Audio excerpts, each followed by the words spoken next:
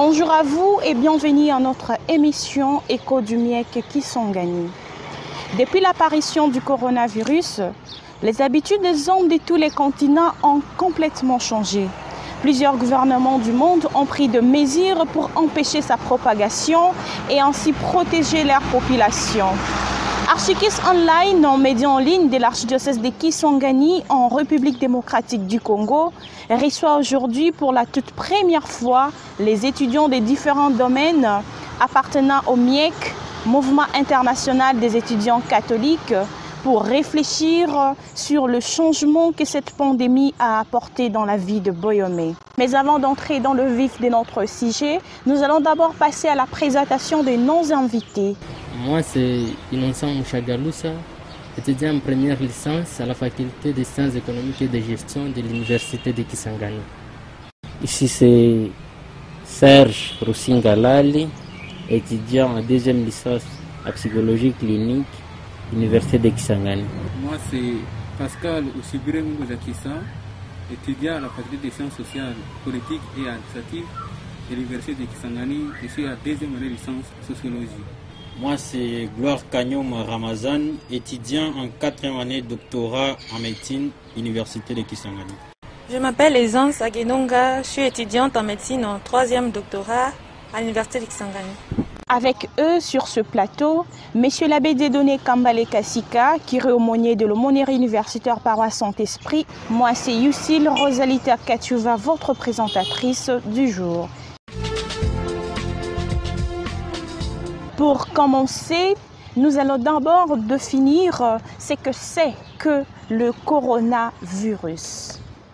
Alors, je donne la parole à M. Gloire pour pouvoir nous parler de ce que c'est, de ce qu'il attend par le coronavirus. La COVID-19 est une maladie infectieuse due à un virus appelé coronavirus. Et pourquoi appelle-t-on COVID-19 ? Tout simplement, c'est parce que c'est une souche qui a été découverte récemment en Chine, à Wuhan, en décembre dernier 2019. Voilà pourquoi on l'appelle COVID-19. Donc, coronavirus apparu en 2019. Merci beaucoup, Gloire. Est-ce mademoiselle Aisance a quelque chose à ajouter quant à ça? D'abord, pourquoi on l'appelle coronavirus? Ce virus a été identifié pour la première fois en 2003. Et au microscope électronique, on avait vu qu'il avait un aspect de couronne, c'est pour cela qu'on appelle corona. Pour empêcher la propagation du virus, plusieurs gouvernements ont préconisé les confinements. Est-ce que cette mesure a été efficace en République démocratique du Congo en général et de manière particulière ici à Kisangani? Madame Aisance, pouvez-vous nous parler un peu sur le confinement, si ce confinement a été efficace ici, localement ou nationalement? Nous dirons que par la restriction des déplacements, des rassemblements ou d'autres activités en commun, le confinement s'est avéré efficace dans notre pays et particulièrement dans notre ville Kisangani, qui est le chef-lieu de la province de la Chopo. Quel changement à la COVID-19 avec son corollaire, le confinement, ont-ils apporté dans la vie de Boyomé? Ou qu'est-ce que nos jeunes étudiants chercheurs ont pu observer de positif et de négatif avec cette situation? Comme changement négatif, on a assisté à la crise économique et à la récession économique. Et comme changement positif, on a juste constaté quand même que les gens ont quand même pensé à l'autonomie financière. Les gens ont dit que vraiment il fallait prendre le temps d'épargner, de voir comment est-ce qu'il faut préparer toujours l'avenir et il faut toujours éviter de vivre au taux du jour comme c'est le cas des Congolais. Merci beaucoup Innocent de nous avoir donné votre point économique. Alors nous passons la parole à Serge qui nous en parle un peu du positif ou du négatif de ceci sur le plan psychologique. Le Boyomé pouvait développer certains troubles de comportement. Bien sûr que la psychologie, les conséquences ne sont pas unilatérales, on peut être exposé aux mêmes symptômes, mais on ne développera pas forcément les mêmes troubles de comportement. Alors, je ne saurais pas tout citer, mais généralement, on peut avoir dépression, troubles de l'humeur, troubles de l'émotion et tas d'autres. Nous avions constaté. Le confinement a également eu des impacts positifs, même si je n'ai pas cité, ou je ne suis pas préparé à les citer, mais on peut quand même retenir que pendant le confinement, l'homme a eu le temps de s'organiser, contrairement à l'époque où on était trop surchargé, trop stressé par les activités. Il y a eu un moment de pause où on pouvait se réorganiser, à passer autrement ses activités, organiser sa journée, à se rattraper ses retards, par exemple, par rapport aux activités académiques, comme sommes étudiants. On pouvait revoir ses notes de cours, on était en retard, on pouvait même revoir les notes des auditoires antérieurs, déjà un G2 ou autre selon le niveau où on est. Et ça nous a aussi procuré le temps de nous détendre autrement et de nous reposer aussi. Donc, ce sont là les quelques que j'ai retenus, grosso modo. Merci de votre contribution, Serge. Alors, Monsieur Pascal, qu'avez-vous à dire de ça sur le plan sociologique? Parlant de l'impact positif, nous avons constaté qu'il y avait une affectation des parents avec les enfants, donc il y a une affiliation. Le fait que les parents ne partaient pas au travail, d'autres entreprises étaient bloquées, il n'y a pas vraiment de travail au niveau des institutions. Cela a permis à ce que les parents soient avec les enfants à la maison, donc il y a une affinité, donc il y a là une positivité dans ce sens-là. Et si nous parlons de l'impact négatif, là, dans l'impact négatif, nous voyons il n'avait pas vraiment trop d'occupation à ces temps-là de Covid-19. Comme il n'avait pas trop d'occupation, les jeunes se lançaient à des jeux de hasard. Cela a conduit les jeunes maintenant à beaucoup de conséquences. Quand vous jouez les jeux d'argent, cela conduit directement au vol. Les jeunes se sont lancés dans des vols, ils volaient partout. Donc, il y avait eu les taux élevés de vols. Et aussi les taux élevés encore de la criminalité. Partout là, on constatait maintenant les cas de vol des criminels étaient un peu élevés. Merci Pascal. Alors, Monsieur Gloire, avez-vous à ajouter quelque chose sur ce qui concerne le positif et le négatif du confinement avec son corollaire Covid-19? Oui, il y a eu bel et bien des impacts négatifs et positifs. Et ce que nous avons remarqué dans notre ville de Kisangani, dans les institutions sanitaires, nous avons très remarquablement constaté une baisse des fréquentations des malades dans nos différentes institutions.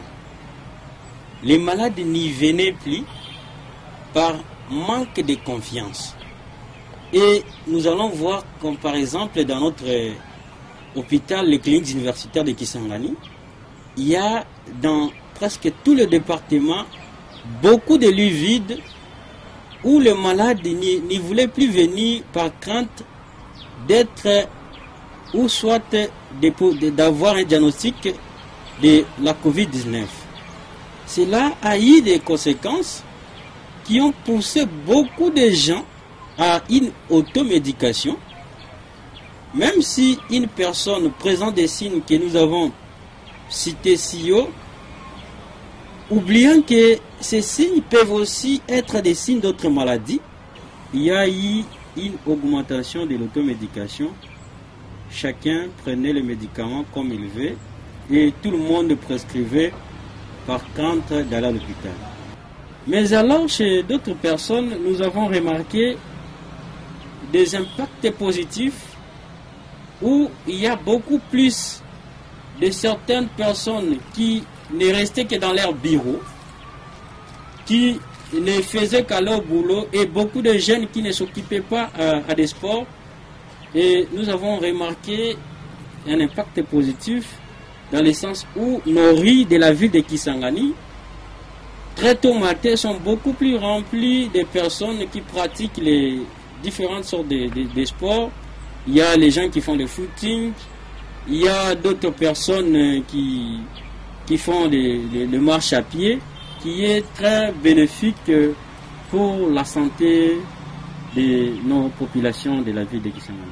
Alors, pendant cette période de confinement, nous avons remarqué qu'il y a eu un enfermement prolongé parce qu'il n'y avait plus d'activité, ce qui a conduit à une baisse d'activité physique, d'où s'est installée une forme de sédentarité. Alors avec ça, nous savons bien qu'il y a des risques, il y a une augmentation des risques de surpoids, d'obésité, de maladies métaboliques comme le syndrome métabolique, le diabète du type 2. Avec la Covid-19 et son corollaire, le confinement, nous avons pu remarquer que le lavage de mains est devenu un peu une coutume.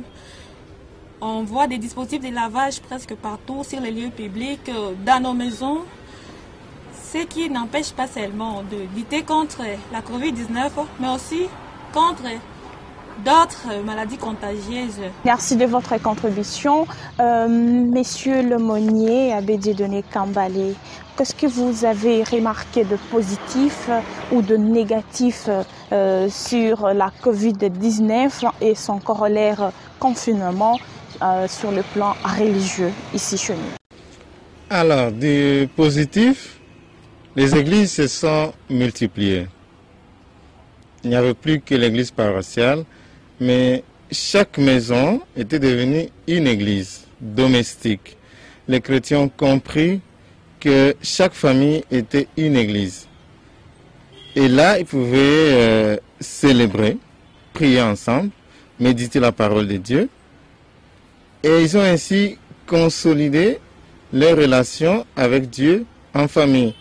Les pères de famille ont découvert leur rôle de père spirituel aussi, de leurs enfants, en les invitant à prier. Ça, c'est un point positif que moi, comme curé, comme aumônier, avec d'autres curés aussi, nous avons pu observer. Mais ce n'est pas tout le monde, et c'est là où il y a le point négatif. Ceux qui n'étaient pas habitués à prier ensemble, ou même à prier seuls, sont restés sans prier. Parce que pour eux, la foi devait être soutenue par la communauté. Ainsi, ils sont restés sans prier et ils ont perdu le goût de la prière. Et ils sont restés comme ça. Et ce sont ceux-là qui nécessitent de demander, mais Père, Monsieur l'abbé, quand est-ce qu'on va ouvrir? On ne sait plus prier. Et voilà. Négativement aussi, les fidèles catholiques sont allés prier dans les églises de réveil, hein, les sectes comme on les appelle. Pour autant que les églises catholiques étaient fermées, une fois ils trouvaient une église à côté de leur maison, ils sont allés. C'est négatif, mais ça peut être aussi positif. Le confinement a favorisé ce qu'on peut appeler l'écuménisme du contexte. Pour dire que nous prions tous le même Dieu et ce besoin religieux de chaque homme s'est manifesté. Ne pouvant pas aller dans leur propre église, ils ont trouvé des frères et sœurs qui priaient, ils sont allés. Oui, ça peut être positif, ça peut être aussi négatif. Alors, voilà ce que j'ai pu remarquer. Mais aussi, on a senti que la religion est un point fondamental de la vie de l'homme. On a senti que ça manquait. Quelquefois, quand, comme curé, je faisais le tour dans les quartiers, les gens ne cessaient de réclamer quand est-ce qu'on va ouvrir, quand est-ce qu'on va commencer à prier, quand est-ce qu'on va commencer la messe. Et là, pour moi, c'était une interpellation pour dire quand même les fidèles catholiques ou les fidèles en général prennent l'exercice de leur foi, la vie de leur foi comme un bien fondamental. Voilà ce que je peux dire. Vous venez tous de nous donner le point négatif et positif que vous avez pu remarquer dans vos différents domaines quant à ce qui concerne la COVID-19 et son corollaire, le confinement. Que peut-on capitaliser pour améliorer le vécu de Boyoma dans vos différents domaines? Ou en d'autres termes, quels conseils donneriez-vous aux uns et aux autres? Je vois le gouvernement, le responsable religieux, la population et d'autres couches de personnes. Et ce sera considéré aussi comme votre mot de la fin. Je m'en vais directement m'adresser aux entrepreneurs. Donc c'est là qui gèrent les entreprises. Les entrepreneurs doivent aussi commencer à investir dans l'agro-industrie. Donc il faut tenir compte de la transformation de nos matières. Je vais juste demander à notre population de se mettre au travail. Parce qu'on a toujours dit que non, même les gens là qui ont évolué, qui sont très longs aujourd'hui, ils sont arrivés là-bas, c'est par le travail et la discipline. En plus de cela, je vais beaucoup plus demander à la population burundaise et à la population congolaise en général de développer l'esprit entrepreneurial. Parce que vous savez, dans notre pays, il y a deux classes. On peut ça la classe supérieure et la classe inférieure. Donc les gens qui ont un salaire là-bas exorbitant et les autres qui n'ont presque rien. Par conséquent, donc, si on commence à entreprendre, on va créer ce qu'on appelle la classe moyenne. Et là, quand on entreprend, on crée une entreprise, même si vous pouvez engager 10 personnes aujourd'hui, demain, après-demain, ça peut être 50 personnes. Même les gens qui ont de grandes entreprises aussi n'avaient pas commencé comme ça. Donc, on doit prendre le temps d'interpeller notre conscience et de nous mettre au travail. C'est un peu ça ce que je peux donner comme conseil au gouvernement, aux entrepreneurs ainsi qu'à la population congolaise. Merci beaucoup Innocent de nous avoir en parlé sur le point économique. Je passe le micro à M. Serge qui pourrait nous en dire plus sur le point psychologique. Et pour terminer avec le conseil, notre pays, RDC, a été déconfiné depuis peu. Alors, nous faisons juste un appel, nous rappelons que le déconfinement n'est pas synonyme de la fin de la pandémie. Le virus est toujours là, il circule bel et bien. Alors, si nous ne continuons pas à garder les gestes barrières, on risque de tomber dans une nouvelle flambée de contamination, on risque d'être confiné de nouveau. Alors, nous exhortons juste à respecter les gestes barrières et nous pouvons chasser le virus une fois pour toutes. Merci de votre contribution, Serge. Pascal, avez-vous à dire un mot aussi sur le plan sociologique? Au gouvernement, nous allons demander de renforcer le système sécuritaire, donc à travers la police nationale congolaise, parce que c'est elle qui surveille la population. Donc il faut renforcer ce système pourvu que la population soit en sécurité. À la population, nous allons demander de continuer à respecter les mesures d'hygiène car la pandémie existe encore. Il faut maintenant continuer par respecter cette mesure d'hygiène et aussi de continuer à faire avec les occupations personnelles. Par exemple, il faut faire les jardins comme vous étiez habitués et faire des footings comme encore la Covid existe encore. Merci beaucoup Pascal de nous en dire sur le plan sociologique. Je passe maintenant à Monsieur Gloire. Avez-vous ajouté à dire un truc sur le plan de la médecine? Ce que nous allons demander au gouvernement, c'est de multiplier les systèmes de sensibilisation sur la Covid-19. Aussi, toujours au gouvernement, le gouvernement doit améliorer les conditions de traitement de nos hôpitaux en les dotant des moyens nécessaires pour la prise en charge des malades à Covid-19. La population de la ville de Kisangani de respecter les gestes barrières. La population de la ville de Kisangani doit respecter les gestes barrières qui sont les lavages fréquent des mains avec les savons. Et nous devons à chaque fois aussi mettre nos cache-nez, comme nous présentons ici avec l'équipe. Et aussi, nous devons éviter tout contact rapproché avec des personnes présentant des symptômes tels que la fièvre, la toux et des difficultés respiratoires. Et Madame Aisance, ajouteriez-vous un mot à ce que l'ami Gloire vient de dire?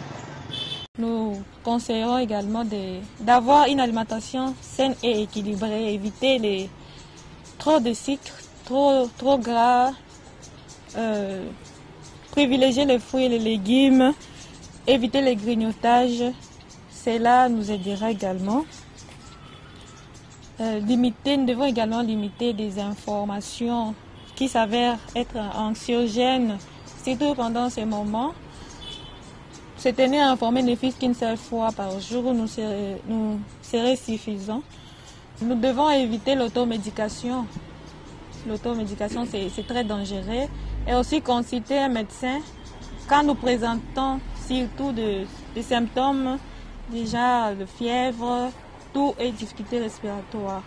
Voilà, je termine avec les conseils que j'avais à donner. Monsieur l'aumônier, qu'en dites-vous sur le plan religieux en ce qui concerne l'amélioration de vécu de Boyoma? Alors, l'homme est matériel et esprit. Au gouvernement, je demande de prendre en compte la dimension spirituelle des Congolais et donc de favoriser aussi la vie des foi, la vie spirituelle des fidèles. Nous avons été un peu, je dirais, déçus en voyant comment le gouvernement congolais a prévu le déconfinement progressif en mettant la permission des cultes en dernier lieu. C'est vrai qu'il faut tenir compte des intérêts économiques, mais il faut tenir compte de la dimension spirituelle de l'homme. Le gouvernement qui a la charge de protéger l'homme dans son ensemble, sa dimension physique, sa dimension matérielle et sa dimension spirituelle, devait prendre en compte aussi cette dimension et de promouvoir et de protéger la vie spirituelle des Congolais. Aux Congolais, et particulièrement aux croyants, aux fidèles, je demande de capitaliser, de profiter de ce qu'ils ont reçu pendant le confinement, de ne pas perdre l'élan de la prière en famille, qui continue à prier en famille. Nos églises qui se sont multipliées pendant le confinement devraient rester telles. Chaque famille doit rester une église, que les pères de famille, que les parents puissent continuer à stimuler leurs enfants, à les inviter à la prière. Ceux qui n'ont pas pu le faire, c'est normal. Et là balle est lancée aux pères spirituels, aux prêtres, aux pasteurs, d'éduquer les fidèles à pouvoir vivre leur dimension de foi en famille, individuellement. C'est vrai que la communauté soutient la foi, mais personnellement, on doit être en mesure de prier. C'est là que chaque curé, chaque prêtre, chaque pasteur devrait maintenant penser à une pastorale de proximité pour demander aux fidèles, pour apprendre aux fidèles à vivre individuellement leur foi.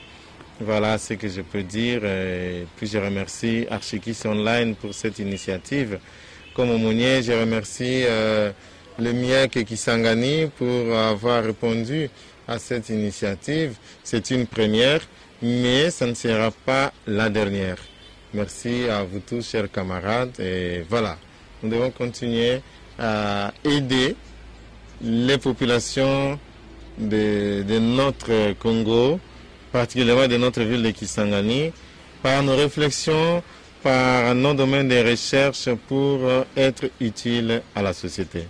Merci beaucoup à tous de votre contribution. Alors, chers internautes de partout dans le monde, merci de nous suivre. Abonnez-vous sur notre chaîne YouTube Archidiocèse de Kisangani pour ne pas rater nos émissions. Merci au MIEC Kisangani pour nous avoir envoyé certains de ses membres. Merci à l'aumônerie universitaire catholique de l'Archidiocèse de Kisangani. Et merci surtout à la fidélité, M. Paulin Kisuba, pour nous avoir offert ce beau cadre de l'hôtel Le Triangle. Et enfin, merci à notre caméraman Cédric Sabiti. C'était moi, votre présentatrice, Yusil Rosalita Katiouva. Je vous dis à tous à la prochaine et au revoir.